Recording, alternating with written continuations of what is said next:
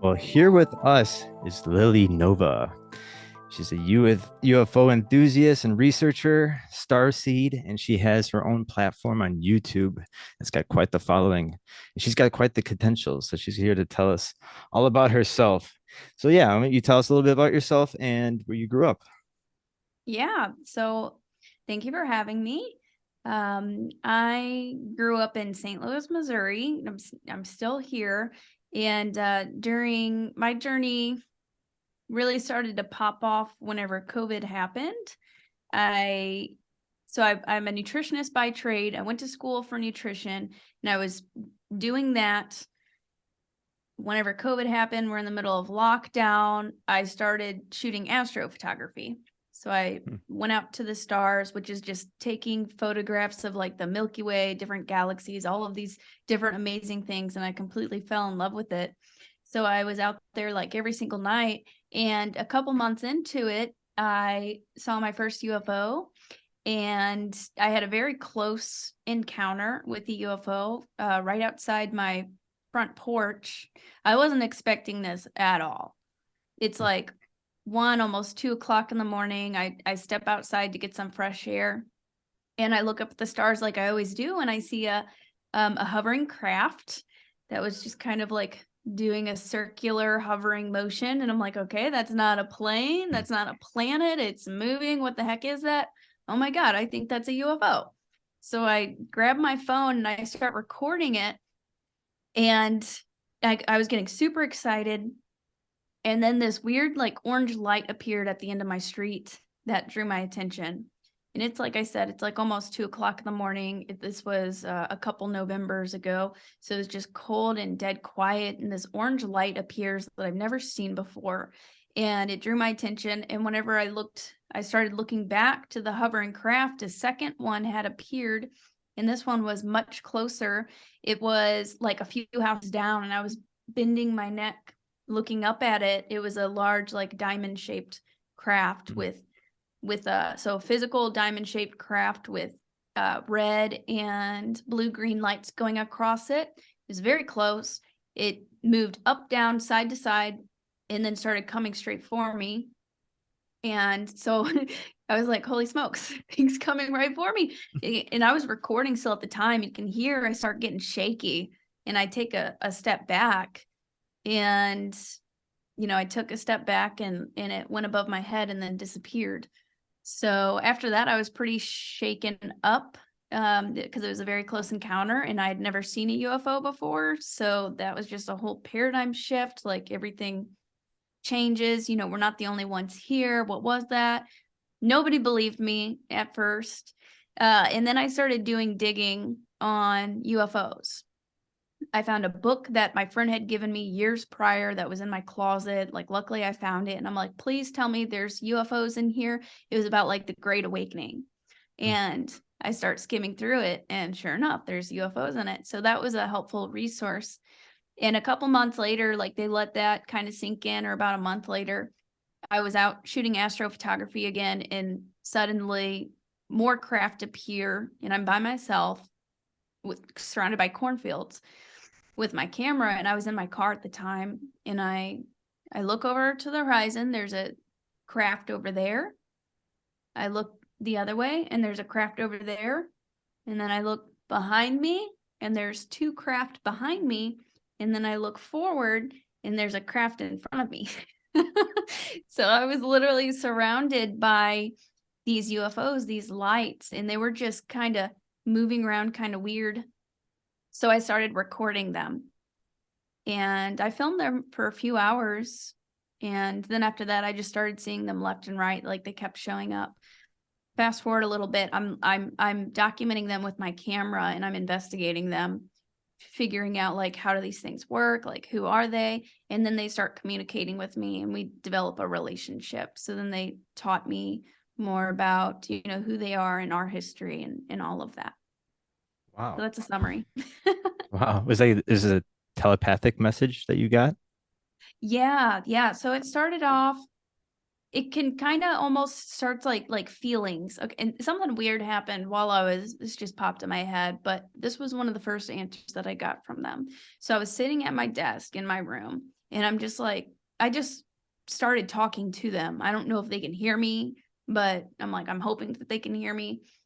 I'm like, what do you guys want? Like, why are you showing up? Because they were literally just popping up left and right, and it looked like they were getting in front of my camera on purpose. I'm like, do you want me to share this with people? Do you want me to share this footage?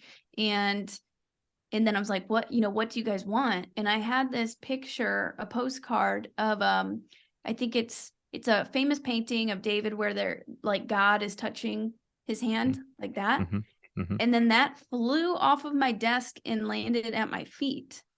And I picked that up and I was like, oh, they want to make contact. So that Wow. was one of the first answers I got from them. Yeah, they can move stuff like in your room, without you even realizing it. They can do a lot of weird things.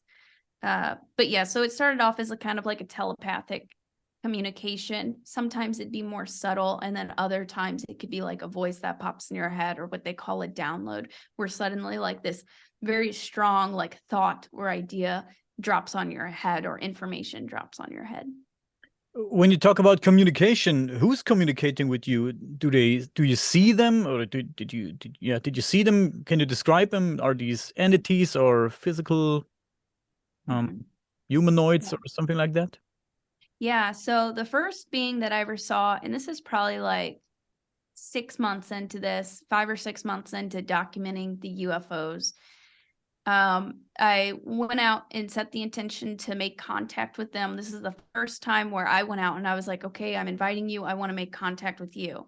And usually I'd be like out, kind of looking for them, wondering if they're going to pop up, and then they would pop up whenever you least expect it often. So this time I set the intention to make contact. And then within 5 minutes, a golden orb appeared and it started moving around.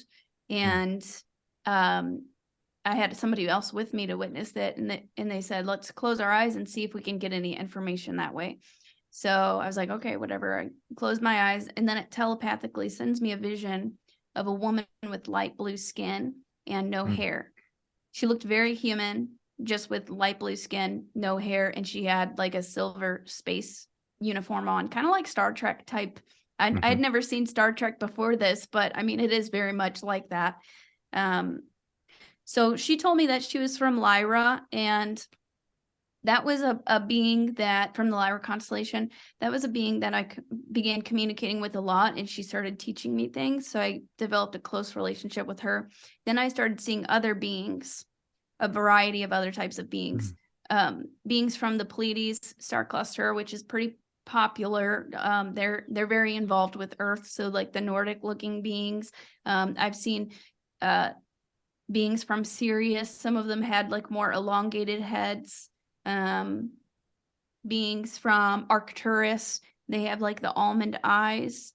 Some beings from Orion, I have seen some grays. And then in the astral realms, like during meditation, that's normally how they communicate with me, is through like visual telepathy. So it's like I'll close my eyes and I'll see them. And I've caught them on camera where they were right in front of me, but often they're in a light spectrum that we can't see. They're in another dimension. But sometimes the camera can pick them up because the camera picks up more light. So they can be right in front of you and you don't even know it. Right. So you could see all those different, let's call it species, or races is a bad word. I don't know, all these different ETs. And are they all connected with each other? Yeah, I think so. I think for the most part, yeah. It seems like there's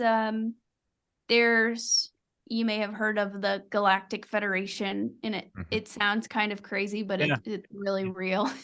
It sounds out there, but it's really real. So there's like basically like a whole big group of beings that are connected through this federation, and they're involved with Earth. And with making contact. Yeah. So in talking to other contactees, some people may have a closer relationship with a certain type. Some may have a close relationship with another type, but yeah, they're all working together, it looks like. So these different species are in this big federation, as you mentioned. So they all know each other, so to speak. And But they contact only a few people on Earth, right? Well, there's about to be a lot more contacts happening. And since I started sharing my story, I actually help teach people how to make contact, because you also need to, there's some protocols. Meditation helps a lot. Raising your vibration helps a lot, which may sound kind of like esoteric, but they're in a higher vibration, a higher density than us. So they'll lower, like we're down here, they're up there. They'll lower their vibration to meet us, but we have to raise ours too. So that's another big part of it. And they helped me tremendously with learning how to do that so that I can make contact.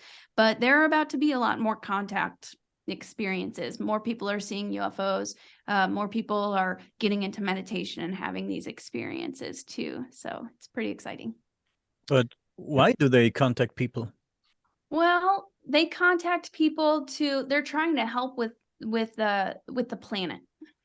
So there's a lot of, there's a lot of corruption. There's a lot that has been hidden from us, not to sound like a conspiracy theorist. I didn't even want to touch this type of stuff, but whenever I started discovering the truth, I'm like, okay, like it's actually real. This is actually happening. So we are connected with them. We are family. We're family with these beings. And that's why a lot of them look very similar to us. So they care about us. We're like the new kids on the block. We're the latest ones who are getting up to the evolution. So they're helping us, and they want to help us get like free energy, get rid of poverty, all of these illnesses and diseases. There's so much on this planet that needs to change. The school system, education system needs to change. Big pharma needs to change. All of these things need to change. So they're kind of dropping seeds to help us on this path. And eventually, probably sooner than later, we'll be a part of this federation and be a part of the galactic community. Yeah, no, I like to say that like Earth is like the Disneyland of the galaxy with all these different races interacting with us with their own agendas and stuff like that. And then yeah, you're right, this Galactic Federation outside, other extraterrestrials are working together, even with humans, deep space programs. No, it's very Yeah. interesting.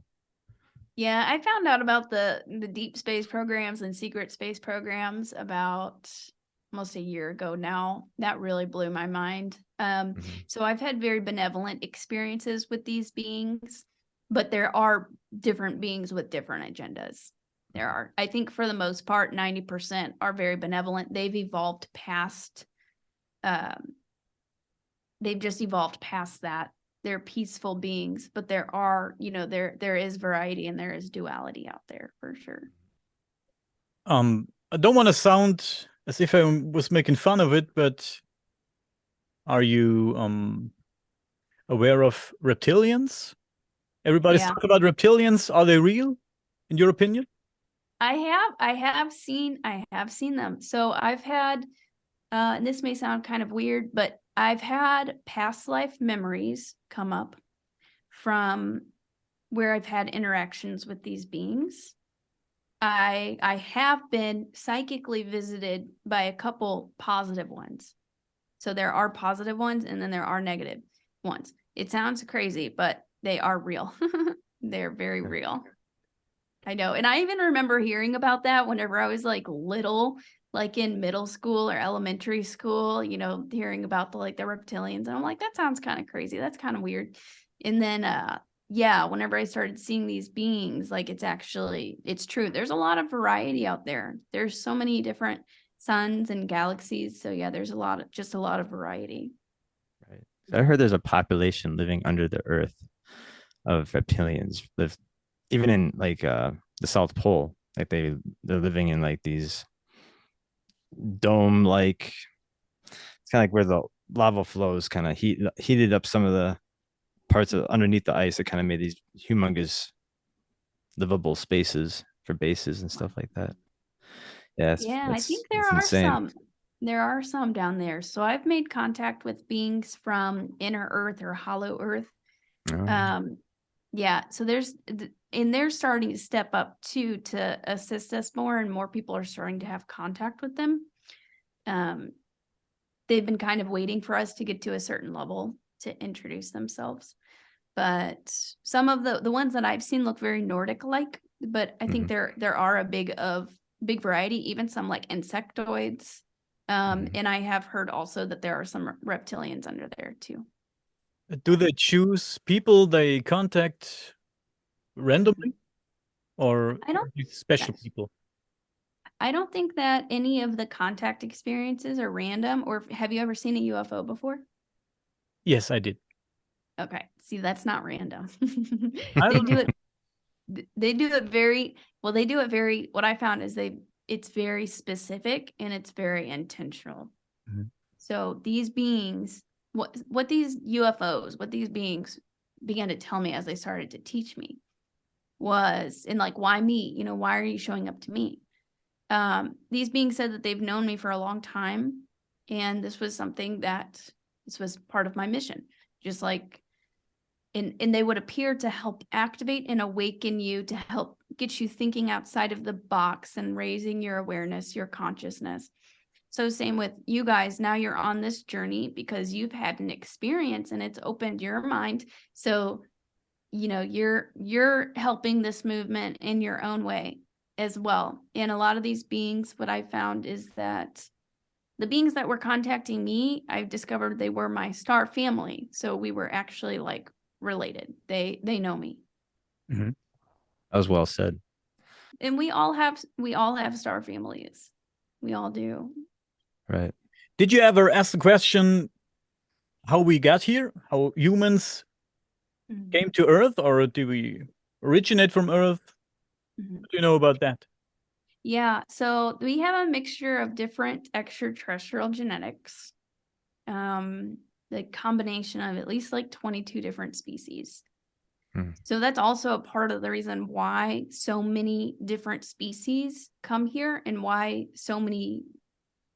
why Earth is like such a big deal, and why we just have so much going on, because we're like hybrids. We're mutts essentially. So a lot of them are genetically invested in us, and a lot of these beings are actually like our family. They have shown me bits and pieces of the past. They've shown me flying saucers with dinosaurs. So I know that there were flying saucers around here like millions of years ago. They've shown me ancient Native American sites. So I live near a place called Cahokia Mounds, it's the oldest city in North America, very ancient. And there are these mounds. So not like pyramids, but it's a very sacred site with mounds. And they showed me the Native Americans. They were teaching them agriculture and how to grow like corn and things. And I saw two different types of star races, the light blue ones and then the Nordic looking ones. And they were basically helping to guide and teach the Native Americans in ancient times. They've also shown me things from Atlantis. So we've had resets on our planet before, I think multiple times. So we've been an advanced species before. Yeah. The corruption and greed and technology surpassed, and we just got way off balance, and basically we were reset. Yeah, I agree. I agree. Yeah. Are you familiar with the Billy Meyer case? Mm-mm. No. Oh, you should look into that. That's very interesting. Okay. I was I'll interested write in it your down. opinion about that. We can send you some information about the Billy Meyer case because it's pretty interesting. Sure, yeah. I was gonna say I could probably share some pictures too. Because I live in Wisconsin, Madison, Wisconsin, but Wisconsin's just a treasure trove for uh modern day UFO sightings and ancient sightings too. And just we have tons of mounds here, but we have a can I share pictures here, Daniel? Oh, okay. Uh there's a place called Land that's like probably 30 minutes away from Madison. And um they're gigantic pyramids with step pyramids. Oh, wow. And this one's the Pyramid of the Sun, and they had the Pyramid of the Moon. So they even thought the Aztecs migrated all the way up here and set up shop, because even the Native Americans said that some strangers came from afar with elongated skulls and different clothes, and they built this gigantic wall around their little town they had with pyramids in the middle of it. And they waged war with other Indians. They practiced cannibalism. but the most mysterious part of Aztalan, that the people just dropped everything and just disappeared. There's no sign of sickness or war. So just the fact that there was plenty of food and resources, that they just kind of disappeared. And there's archaeological digs still happening here. Um, yeah, just amazing stuff. Just very mysterious. And again, that's like if it was the Mayans or the Aztec that actually came up here, or the Mississippians, I think that's another Native American culture that was kind of weird and building pyramid type things. Mm-hmm. But yeah, no, it's pretty cool. That's really interesting. Yeah, Kokia Mounds, the same thing. They just suddenly disappeared. Yeah, that's like super mysterious. Yeah. Speaking about disappearing, what is your opinion on abductions? We hear a lot about abductions. Yeah. So abductions, I think that a lot of us can be abducted and we have no idea. Absolutely no idea. But so what I've learned from this is a lot of the time they'll come and they'll check on us, like our star family or beings who are kind of like watching us. They'll check on our bodies, see how our bodies are doing, and things like that, checking on our energy, our frequency, kind of making sure that we're doing okay, and then also doing testing to see how we're evolving and how we're doing.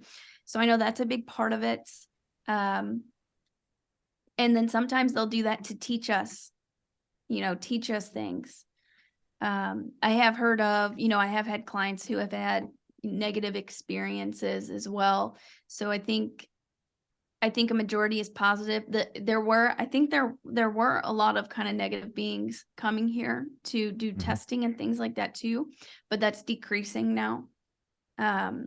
So mostly we have positive interactions with beings.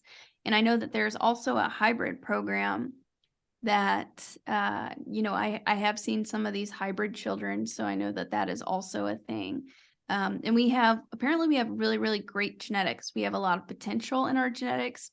We're only functioning off of like so we're 95 to 97% of our DNA, the scientists say, are junk DNA or is dormant. It doesn't appear to be doing anything. So we're only functioning on like utilizing about 5% of our DNA and about 5% of our brains. So whenever we begin to access more of our brain and more of our DNA, you can just imagine what type of beings we will be. We're very powerful. So I know that's a big part of it as well. Well, you refer to yourself as a starseed, right? So aren't we all starseeds then? I think so. I think most. We're definitely all hybrids. So in that way, we're hybrids. We're a mixture of different other, genetics. As far as starseed, in this, like, these beings told me I was a starseed. I had no idea what a starseed was. So that just opened up a whole new door. And then I was like, holy crap, there's a whole underground community of this. Like there's actually a lot of information out there on it. So starseed is like you've lived past lifetimes on other planets or other galaxies.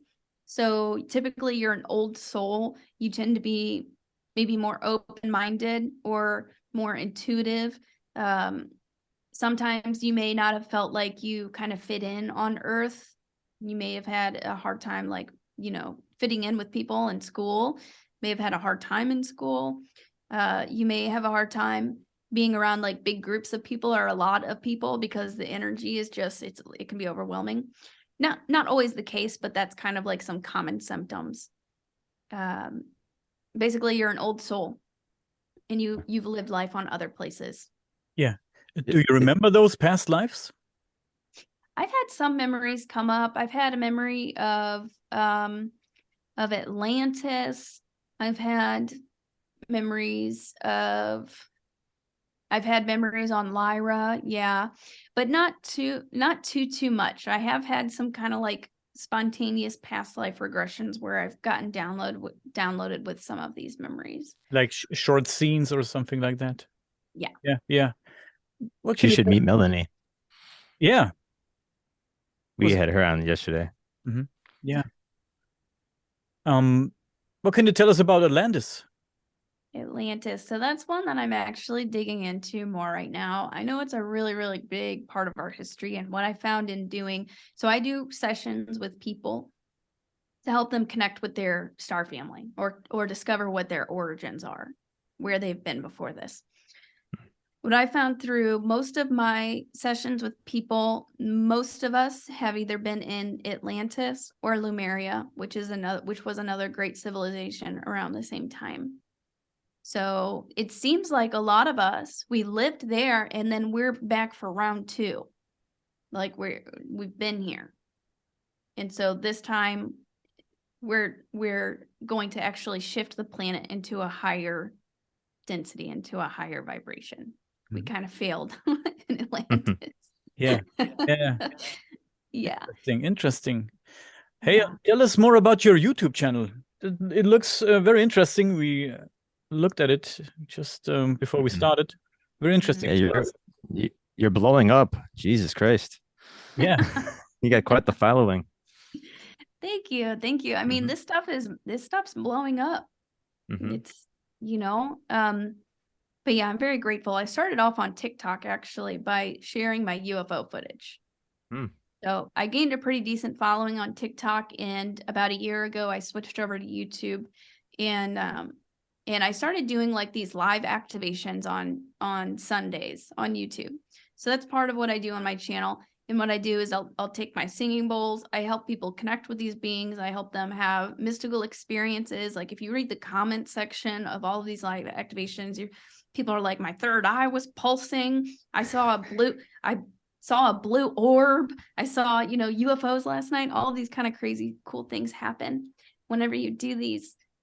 So I do those. They're kind of like meditations, and we do them for different topics each week. We actually have a Remembering Atlantis one that helps guide you to get memories back from Atlantis and Lemuria and stuff like that.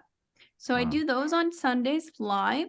That's really fun. It's very powerful whenever you get together with a group of people. The intention's very powerful. The energy is very powerful. And then I was also sharing some of my UFO footage. I started doing interviews on Wednesday nights, and then I'll do other videos like kind of like messages from the star beings and kind of just different things, whatever comes up. Who are your guests when you do interviews? So this past week I had Tyler Koala from Journey to Truth podcast. He's actually local, so we discovered each other on YouTube and then found out we live like 20 minutes away from each other, which is pretty crazy. Yeah, him and Aaron, the co-host, they're both St. Louis. This week I'm gonna have a girl on to talk about like Starseed Awakening and plant medicine. I went to Arkansas with her recently. I did a session on her. So I kind of have a variety of people. Who did I have before that? Kind of like different topics. I want to have somebody to talk specifically about Atlantis. Sometimes we'll talk about like energy healing or the Akashic records, past what's happened in the past and galactic history and things like that. So just kind of a variety of topics. Interesting. You talk to skeptics too? I don't think I've had a skeptic on, no. Okay. My channel's kind of so a lot of the people on my channel, they're in it for they're doing the work. They're in it. I don't have time to try and like convince anybody. You were in trouble. Really cool. You were in trouble with skeptics before? I used to, not so much anymore. Yeah, whenever I first started sharing this, it was really difficult. Yeah, I would say I'm a skeptic.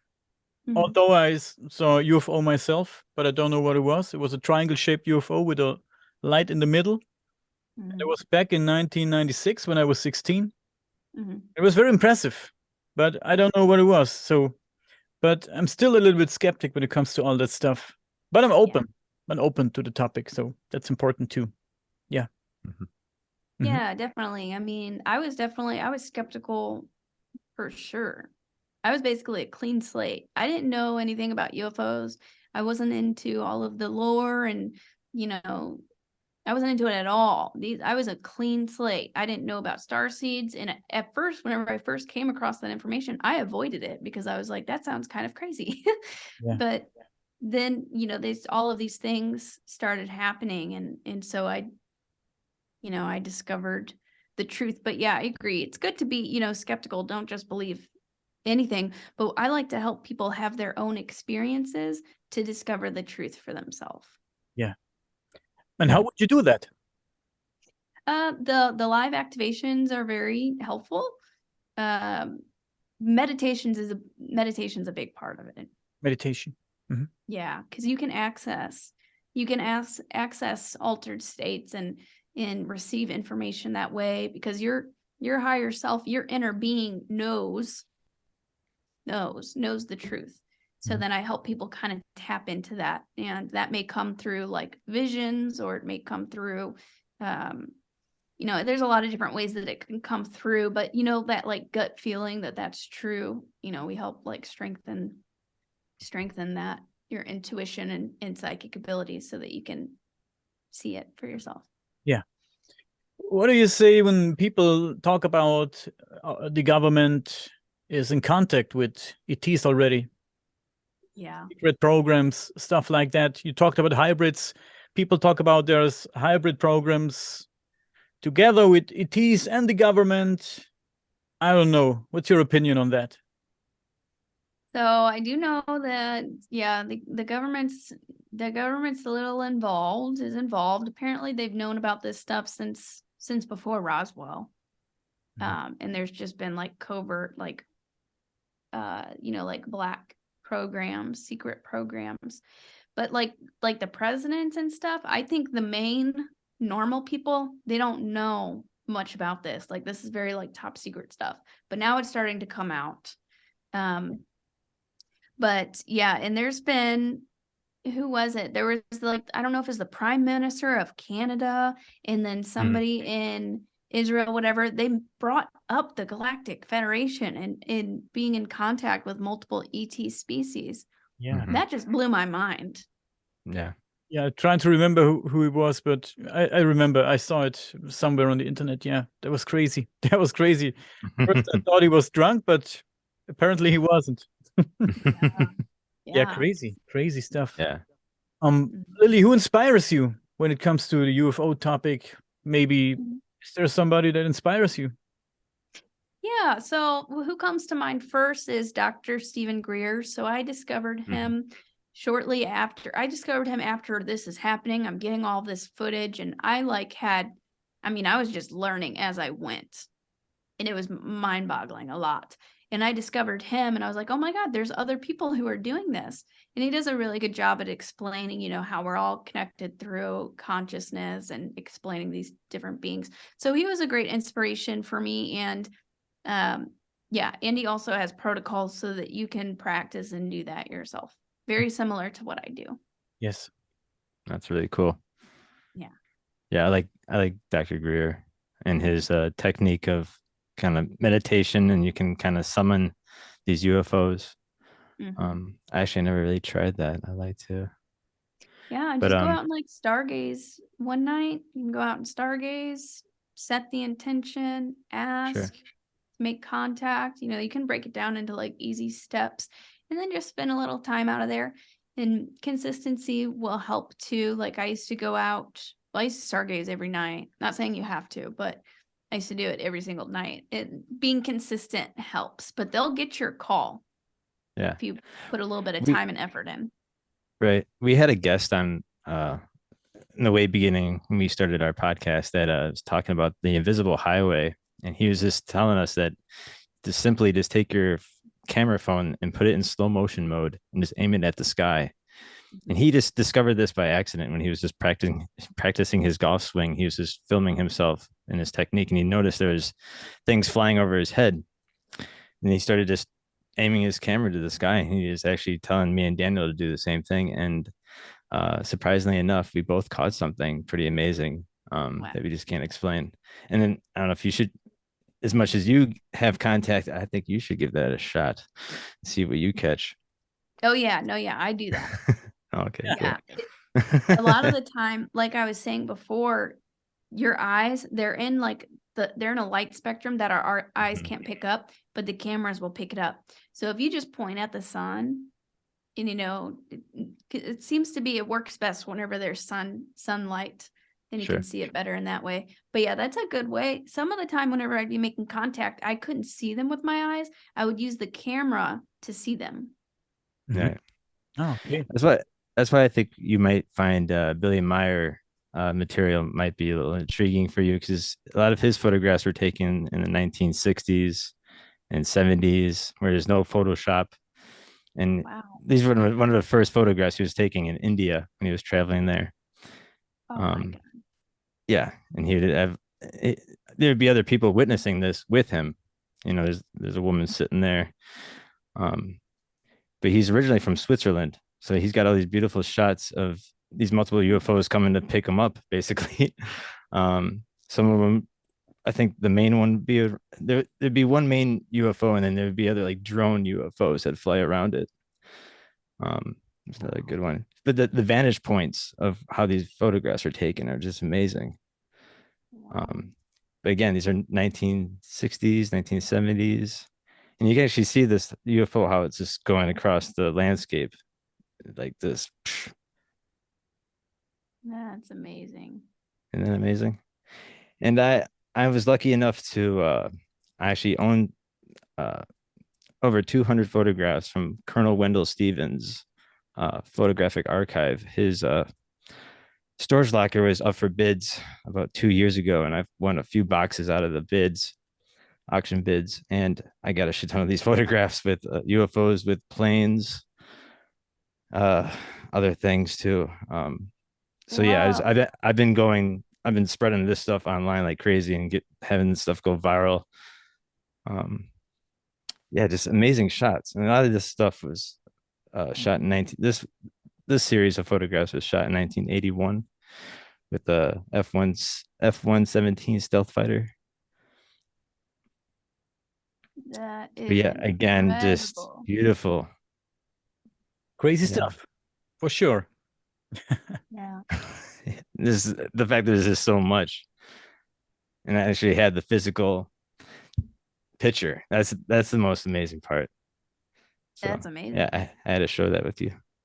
Yeah, that's freaking awesome. So So you said one of the guys was Billy Meyer, and then who is the other one you were talking about? His name is Colonel Wendell Stevens. He's a famous UFO investigator back in the 60s and 70s. And he worked 10 years on the Billy Meyer case in Switzerland.